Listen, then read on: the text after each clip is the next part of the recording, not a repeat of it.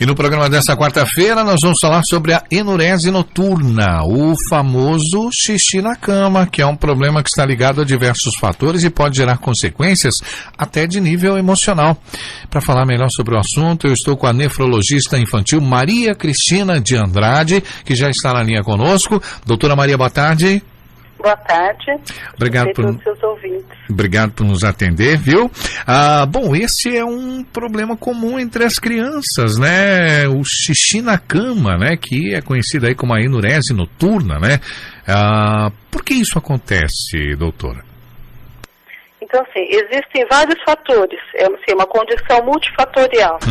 Mas três são os mais importantes. Primeiro que, normalmente, você tem uma diminuição do volume urinário à noite por a produção de um hormônio que chama hormônio antidiurético. E algumas crianças, e isso está geneticamente determinado, tem uma demora em aumentar a quantidade de hormônio antidiurético. Então, assim, o volume urinário à noite acaba sendo alto. Outras vezes, por exemplo, é como se a criança tivesse uma capacidade vesical um pouquinho diminuída. Então, a criança urina à noite, em vez da bexiga aumentando de tamanho com uma complacência maior, essa complacência acaba não existindo e a criança faz xixi. Quando acorda à noite, a gente usa o termo como noctúria, e não enurese noturna, que é a criança fazer xixi. E outro fator importante também é que essas crianças enuréticas, quer dizer, essas crianças que fazem xixi na cama, têm um sono bem profundo.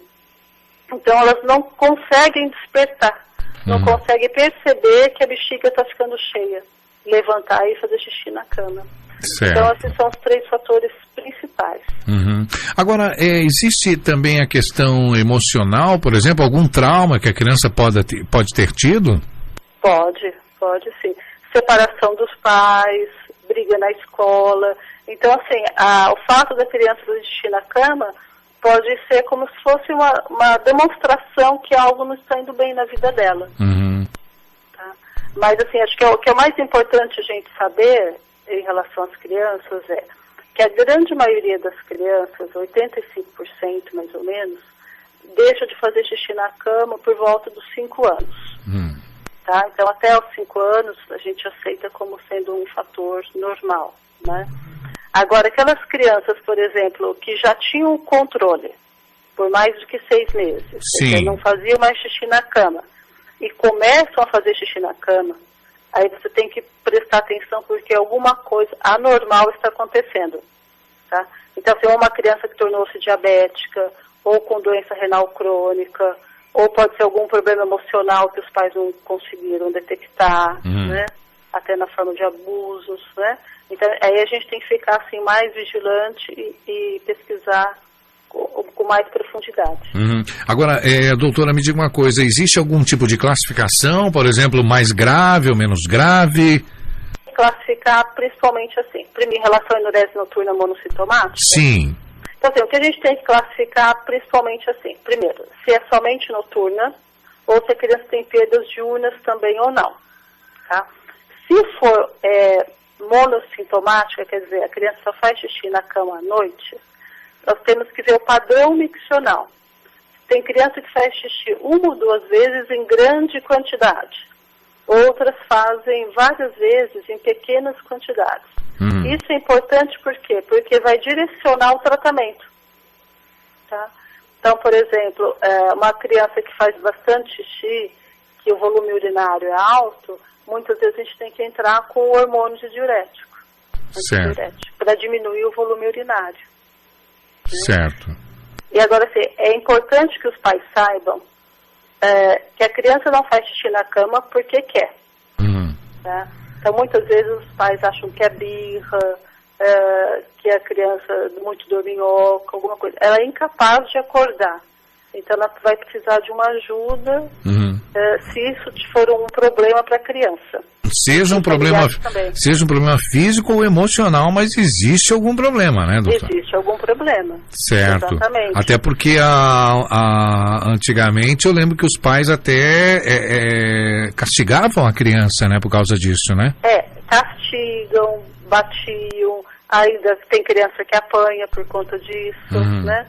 Acabam com medo que seu segredo seja descoberto. Então imagine, por exemplo, uma criança de 7, 8 anos que faz xixi na cama.